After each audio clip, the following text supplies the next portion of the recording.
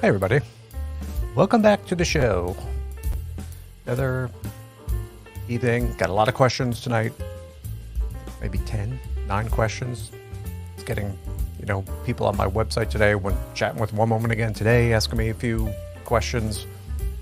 So I had a whole week full of all different types of questions. So now I'm in the habit of saving them, putting them in my Google Keep and keeping track of these questions I get. So because I was trying to remember, then I forget. So now I'm writing everything down, copying them and pasting them, because I get a remarkably lot of questions during the course of the week, coming through mostly through my website online chat, where people just will ask you kind of questions as they're on your website and so forth. So there were some people today, photo session I was with yesterday with the woman all day long, and she was getting into starting her OnlyFans website. So I know there was a question on here too about OnlyFans tonight, so we'll get into some stuff about that.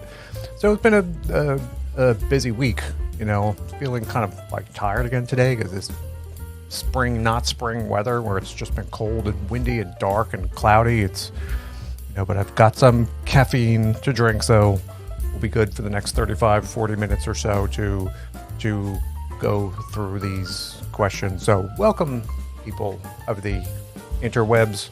My name is Michael. I'm a women's photographer in New Jersey, worked with hundreds of women over the past 15 years or so doing photography, and it's kind of a fun show that we do where women interested in boudoir sessions, taking part of boudoir sessions, ask their questions, and I can help answer them so they go ahead and have successful, safe boudoir sessions and get the results that they deserve, and not kind of veer off course and wind up with somebody where things are going to get a little bit dicey. So happy to help out. Got a lot of questions, and I think we'll jump into that. Oh, this music too loud? Turn that down a bit. Okay, so we get into our first question this evening. As always, if you're watching, you can leave a comment down below. I'm also searching the YouTube comments. If there's questions in there, I can use them going forward on future shows. If you happen to be watching live, you can say hi. It's hard for me to chat and talk at the same time, but I will see you in there. So stop by and say hello. And we're going to get into our first question of the evening, which, again, these are, most of these questions, it's interesting. It's just common stuff that, you've heard over and over throughout the years. And the interesting thing is that the women may think that this is only me. This has got to be a weird question that no one's ever asked before. But, many people have the same concerns. It's not unusual. It's better to ask and then not, and then again, go into your session unprepared, or, things don't quite work out the way that you thought they wanted them to. So never hurts to ask. Any photographer you're working with or interested in should be happy in answering your questions. So turn this music down again just a bit. I don't know why it seems so loud. That's better. Okay, so first off, I'm on the shorter side and worry I won't look as elegant or elongated in my photos. Do photographers have tricks or poses to help with this? And yes.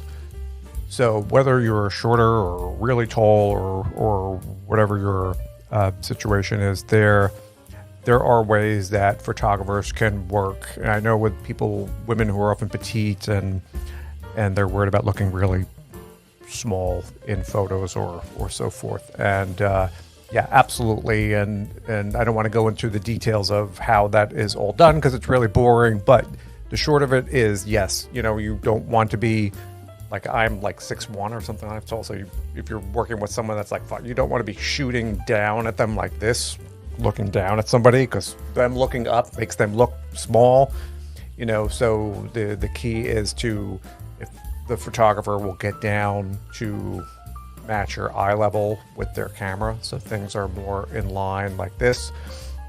So that's one way to do that. And also, when people are in isolation, meaning they're not necessarily standing next to something you know the absolute size of, you know, it's very hard to know proportion or so forth. So just when someone's standing, getting down on their eye level and taking a picture of them, you know, near a window or something, that they're not standing next to something where you're like, oh, I know that's a certain height.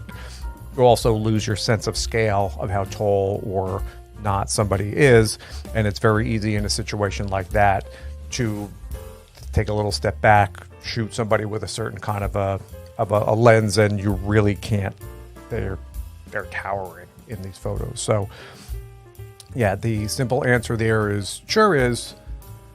And this is one thing, as you take photos, photographers learn how to do this, and whether similar tricks or if someone's standing, lying down, I don't think that's ever been much of an issue, because somehow it's just standing. You tend to have that scale thing. People, when they're lying down, I don't think that's much of a concern, nor seated or anything else like that. So that's been my experience with that. But interesting to bring this up with the person that you're working with, as I always say, and make sure they're aware of this, and that's something that's of a concern for you, and make sure they're doing what they need to do. And then also afterwards, you know, when you're going into your galleries, your photo galleries, to review your photos, you'll see. And if there's something there that you just don't like for whatever reason, just simply don't use it. But height, no problem in photos, easy to deal with. So good question to start off the show. And just going to move on to the next question. Is my friend and I were joking about doing a boudoir shoot together, but then started seriously considering it. Do photographers accommodate women taking photos together, or is that crossing a line? Again, this is something that women think, you know, is somehow unique to them, that this isn't part of photography. However, this is really a pretty common thing. And what I would say, as far as taking the photos together part, this is something that if you plan on doing this, just add. I don't think most women's photographers are going to have an issue. Now, you know, there's different types of together. It's happened since the beginning of boudoir, where women would want to come in to friends and sort of have their sessions concurrently, meaning like one friend may change or doing the other person, and they go and change. So you're kind of going back and forth and going through photos, and there's no issue with that. That's been something that's been happening as long as I've been a photographer. And now there's also situations where the women want to be posing together, like intimately posing together or so forth. Now, again, someone like me, it's been something that's been going on for a while. It's not really a big deal. However, what I would say here, if that's what you meant and you want to be, you know, posing with somebody in that way, just check with the person, or bring this up before you're booking, because in this instance, I would suspect, you know, a lot of photographers wouldn't care, but I do know of some that really do not want to do any kind of photos like that. There are some boudoir photographers that are just they do not want to do any kind of explicit stuff in their photos or anything like that. So it's not really crossing a line, but I would say just check in locally with the person you're working with, or check in with a few different photographers and say, hey, my friend's coming along, we want to do some pictures together, and what are your thoughts on that, and just get some feedback. Don't book a session first and find out afterwards. It's not something that they want to do, because things can start to get a bit uncomfortable, and it's not going to turn out the way that you wanted. Okay, next on the charts. Hey, Mike. Hey. Is it normal for photographers to charge by the hour? There's one by me that has a rate for a half-hour session. Can you really do much boudoir in a half hour? Thanks, Kylie. Thanks, Kylie. Well, thanks, Kylie, for the question. No.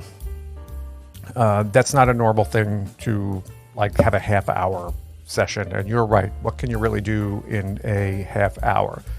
Now, there are some instances where, you know, I may only do, like, for occasion, like in Christmas, there are some photographers where I may have like mini sessions, which are like 45 minutes or hour sessions, intentionally for price wise and to accommodate, you know, a bunch of women who normally may not want to pay for a full-fledged boudoir session that just goes on and on for a few hours.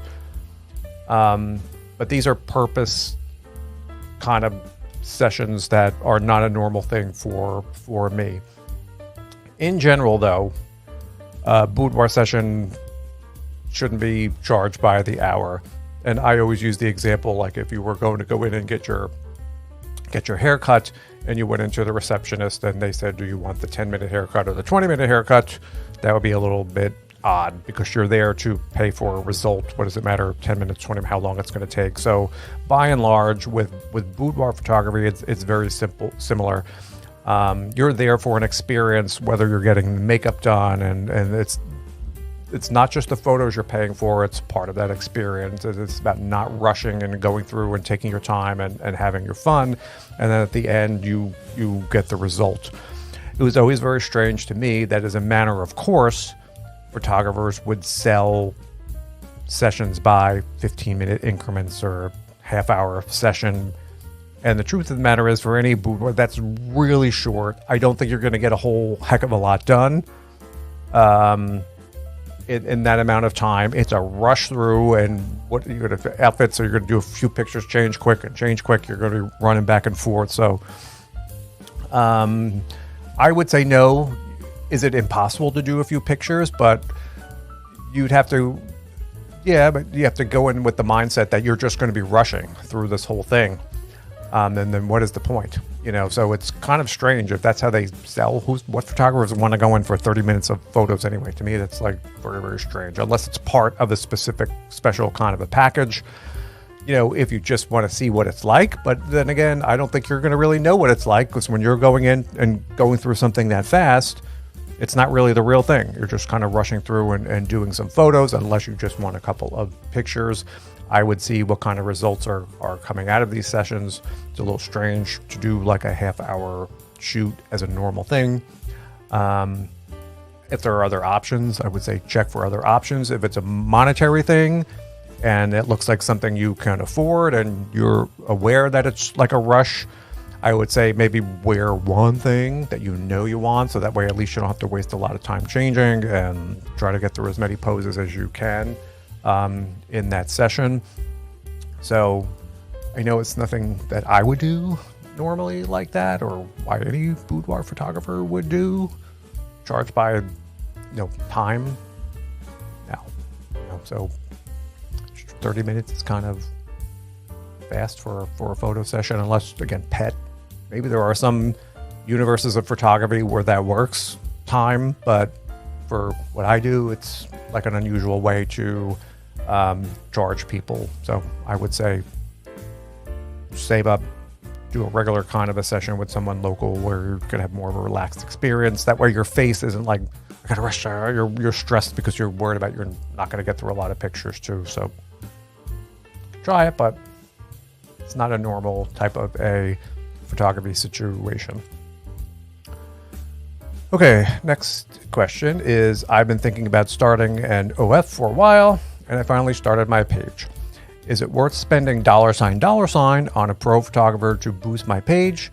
I want it to be good. Thanks. Well, the topic of OF is something I could literally do a whole nother show on talking about this. It's a whole nother universe with a whole nother approach, and don't want to confuse boudoir photography with this type of work. It really is a different universe. I have worked in both universes since OnlyFans started. How's that, 5 years ago, 6 years ago? I don't know. When women were booking sessions and coming in and afterwards talking about this, I'm like, what the heck is that? And they would explain what it is. And then more would come in and more would come in to create content for these websites. So I don't know exactly how many people I've worked with who were doing material for those kind of sites, but it's an awful lot. Even to the point where I would go in and start helping these people develop their profiles and so forth. And just because you work with so many people, you know what's working, what's not working, and it's a whole nother kind of universe to learn. So the bottom line is here, if you are starting, and I don't want to take too much time on this is really a long, involved, this is where I need to start another OF show, just ask an OF photographer. This is something you could talk about a whole week about, but it's a yes and no type of a thing. If your account is brand new and you don't have a lot of followers or subscribers, it's generally probably not worth going and spending money on a professional photographer, because you're not going to be getting really any kind of return on that investment initially, because you don't have anybody there to pay for these photos that you're going to be spending time creating. Does that make sense? So in all cases, is it not worth going? No, because if you have a following, if you have a core group of people and you want to create a special photo set or special videos or something like that, then you know these can be sold and you will start getting a return on this, and it's material, a quality of photo you can't produce yourself at home, or a style of video you can't produce yourself at home, and there is somebody local who knows how to do this type of work, then yes, I think once you're going, I don't think it's worth doing it regularly, because the bottom line is it doesn't matter. Like, I can take your selfies with your phone and that's fine. But some people do want to create a different sort of level of content to try to, charge more for this type of material. And there are plenty of examples I've seen where that works and you can get a return on it. I don't think it makes sense or it's worth creating all of your content with a professional photographer at that expense, because it's just too much. So I would say no, it's not necessary. Probably not worth it in that regards. I understand that people want to get off to a strong start and want things that are going to look good and draw people in. So from that sense, I understand it. If you're going to spend some amount of money and going in understanding that you're not going to have an immediate return on that, say if you want a nice header photo or something like that, yes, I get it. It's not necessary. I don't think it's really going to make a big change in your page immediately, because no one knows you exist, and that system on there, no one can find you. So it takes a lot of other work. If you are established, if you have a core group of people and you want to create some special content then yeah, there are some situations where that can be worth it, but don't necessarily go spending a lot of money until you really get rolling, because I don't think there's a great return on that initial spend. Okay, next up, I'm trying to narrow down my outfits for the shoot, and I'm stuck. What's the absolute must-have piece I should bring to make sure my session feels as amazing as I'm imagining?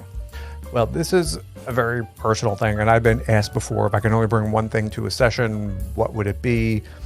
And if you're talking about the absolute must-have thing, it's one thing you should bring along, and I always tell people it's like a black bra set, because that's universally adaptable, standing, laying. It could be color photos, black and white photos. It's just goes with almost anything. So if you had to only bring one thing with you, I would say it would be that.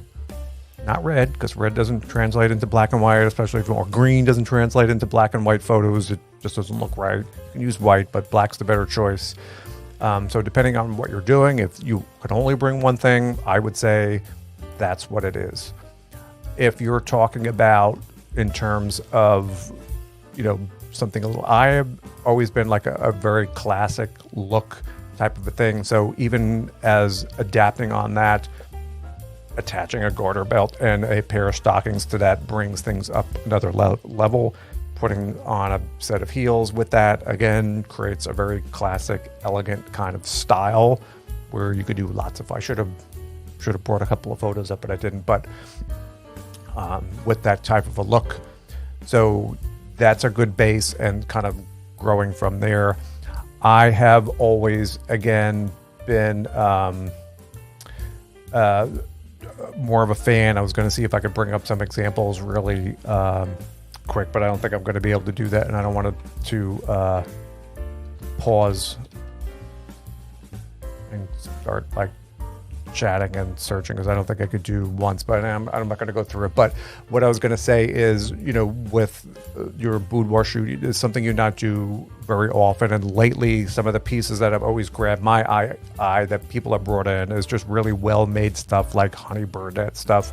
I know for a while women were coming in with that. It's not leather, but it was just, maybe it was leather, with these metal like rings that were into it, and like I think there were places where you could attach handcuffs to the back or to the front, and we were doing photos with, had these built-in handcuffs, but it was this very elegant, put together, sophisticated lingerie that looks great in photos. It's super expensive. You find out this stuff is several $100s just for bra sets and stuff like that. So if that's in the budget, something like that is great to bring into your session if it's something like that you get some use out of afterwards. So I've always been a fan of that kind of stuff over the past couple of years. I would say if that's in the budget, to go take a peek at them and pick something out from a collection like that, because I think it's just very sexy, sleek, kind of modern lingerie, you know, to come in and wear during a session. But it's preference and what works best with your body and so forth. But you know, I've always been more of a traditional, or something that's a little like edgier and upscale. To me, that always like translates well in the photos, looks good. Onward and upward. Okay, how do boudoir photographers usually handle requests for photos that lean more towards the erotic side? I want to make sure my ideas fit within the usual scope of these sessions. All right, so we talked about something like this a few questions early, a few questions before. And every photographer is different, as I noted. So for some, this is not going to be a big deal. Others, really, they have these lines that they do not want to cross. They just want to do cute. They just want to do pretty. They're more empowerment and change the world type photographers, more so than they are more on the sensual side or erotic side or something like that. And there is no line to cross in general.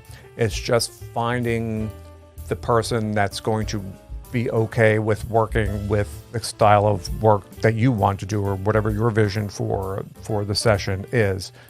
And this is one of these instances where you may clearly see examples of this on somebody's website and be, aha, okay, so this is exactly what I had in mind, and this is what I want to do. But that's not always the case. So just, as I always say, just look online, see what their work looks like, samples, but just ask. And the one thing that is not normal for women, again, just ran into this shortly, is that, you know, most women are not going to go up to somebody, whether male or female, that they don't know. And by the way, when I was coming in for my session, I really wanted to, it's just not comfortable a thing for women to ask for stuff like that. It just isn't.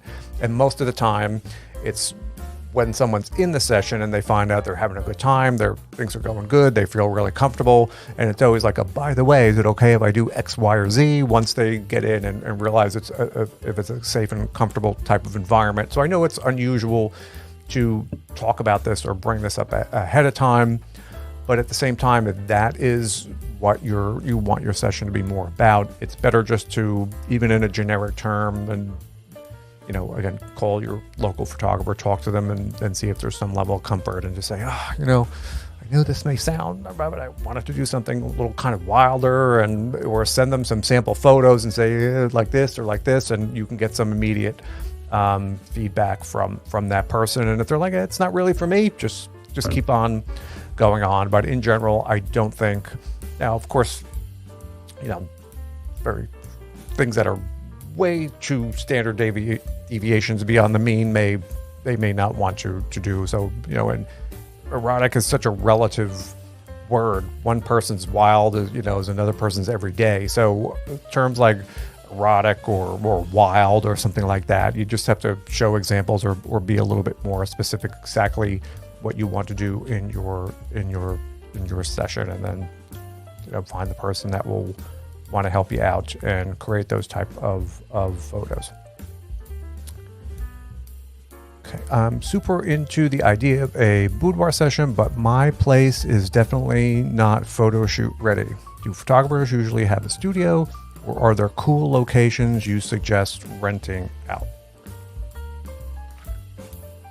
Gotcha. Yeah, so in the world of women's photography, usually the photographer has a place where they regularly work. Now, there are some photographers that also work at clients' homes, and maybe you talk to somebody who works at people's homes, and that's okay. And I get it, what you mean. Then, my place isn't cute, and I may not want this. And then the other alternative is usually going to like a local type of a hotel. If you have a nicer kind of a boutique hotel in your area, something like that, that's not too far, or a cute place that's going to look like how you want it in your photos. So again, this just all comes down to budget and how you want these photos to look. So if your home is not suitable, or I run into an issue, if there are pets there or something, or of kids that run around and you don't want that, so if it's something like that is going to pop up, you'll have to start contemplating other locations, and then factor that in as overall part of the cost of your session. So if the photographer telling you their price, add on, hotels now are super expensive. You're going to add on probably another $100 or $200 or $300 to rent a hotel room and do that session there if your home isn't going to work. But most photographers will have a location that they normally work at. So usually that's not an issue. Someone new may not, but you'll be good. Okay, on next. How do photographers handle bookings made by husbands for their wives? I get it. I want to gift my wife something special, but I'm wondering if it's considered appropriate or appreciated. Yeah. This is a interesting question, and over the years, you learn, especially on the photographer side, to become very, very, I don't want to say wary, but getting involved in this maybe a bit more than you would as if a woman approached you. Because there are instances, maybe just because I'm a guy, so guys feel like they could talk to guys. Maybe this doesn't happen with women photographers, but you will get contacted by a husband or a boyfriend. Oh yeah, I want to get a session for my wife or my girlfriend or fiance or whoever for Christmas or anniversary or whatever the occasion may be. And, initially you think, all right, cool. And, book the session and you could schedule in the future or whatever. But there are an alarmingly high number of times where husband, boyfriend, books the session either without the wife's knowledge, the wife having no intention of ever wanting to do a boudoir session. The wife is very uncomfortable doing the boudoir session. The wife is being pressured by the husband to do the session, and the wife really doesn't want to. So this happens alarmingly more than you would think. So like for me, when I get an email from, hey, I'm so-and-so and want to get this for my wife for her birthday. Great. Let's talk to the wife. Oh, no. So I am always trying to get the wife, girlfriend, whoever, even though it's a gift, because, it's just interesting. There are so many men trying to book sessions for women when the women don't want to come in, don't want anything to do with boudoir, are not interested, or you'll hear something, you'll go through the process, and you'll hear from the guy that, well, she's really self-conscious, and she's and it just starts to unfurl this rampage of doubt and so forth. And it doesn't turn out good for anybody. So I guess the bottom line is, no, husbands, you're not going to be able to force your wives, or boyfriends, you're not going to be able to force your girlfriends to come in to do a session just by buying them a session. It never turns out well.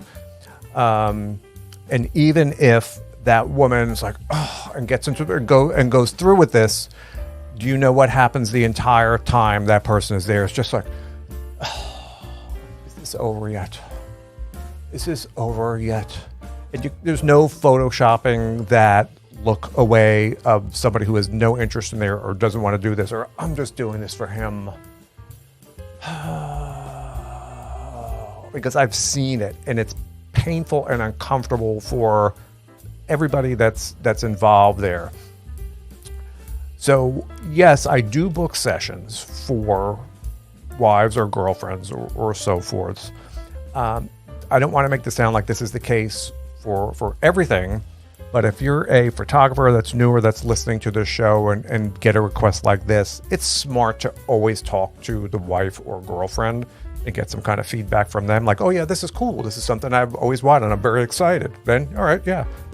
But when the husband / boyfriend / partner or whatever is like, no, you don't have to talk to her. It's a secret, or I don't want to go.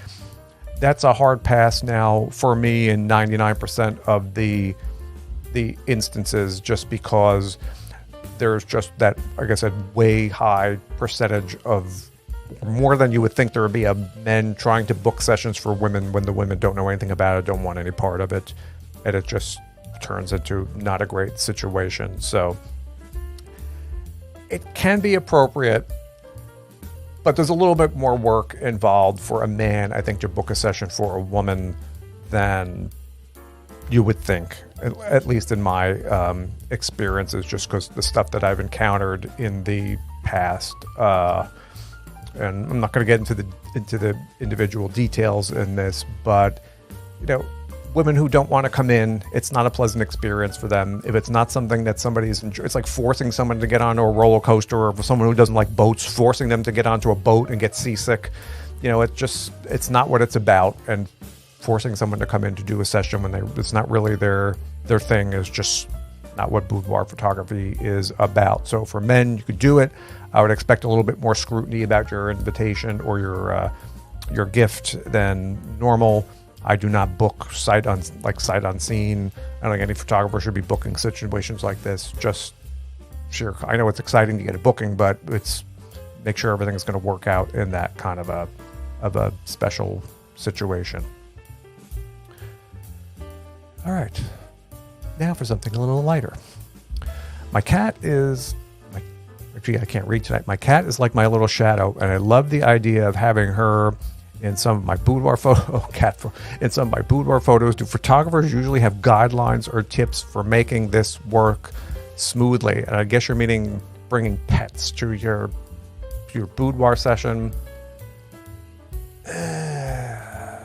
I know what we're supposed to say and what's the right thing to say here are two different things, but I do not want people bring pets along. And I have this written in my contracts now, mostly because of people showing up years and years ago with like unannounced guests, critters and stuff they would bring along, reptiles.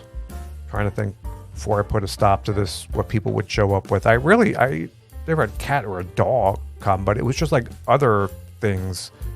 And yeah, as much as props and you may want your cat in your family photos and stuff like that. And for me personally, what are you going to do with, you got to watch for the rest. To me, I would say that's not a great idea. Something I would definitely, if this is what your thought was, talk to the person that you plan on working with. And, some people say, I'm pet friendly. I've never seen pet-friendly women's photographers. Not to say that they're not, but generally, if Fido or Kitty is coming along, it's I think it just the attention for the photographer and you should be on your session, not like what's the dog doing, what's this up to, or chasing pets around, or having snakes squiggle all around the place that you're working in. I understand the idea of, it would be cute to have Kitty in the photo with me.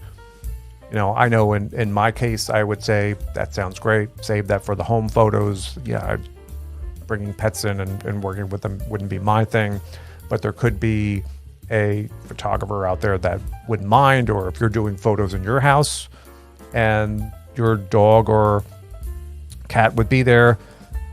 But to me, there's just, maybe you and Kitty on the stoop of your house doing a nice family photo is one thing, but when a woman has like little to no clothes on, posing with a cute innocent animal, to me there's just something there is not right. Like, doesn't work for me in like women's photography for that. But that's just one person's opinion in this. So to me that would be a hard no with like pets.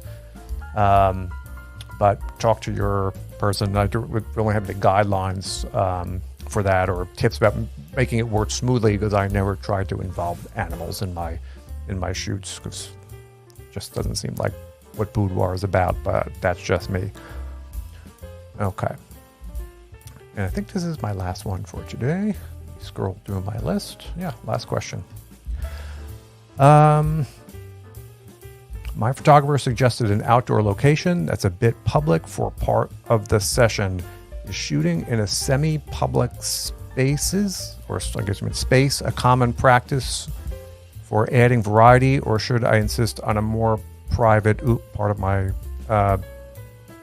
session or question got cut off, but I think a more private space, I think, was the end of this question. Well, here's the thing. If you're talking like strictly boudoir photography, as we've talked about, boudoir takes place in one place, and that's a bedroom. That's it. You're going outside, that's not boudoir photography, because you're not in a bedroom.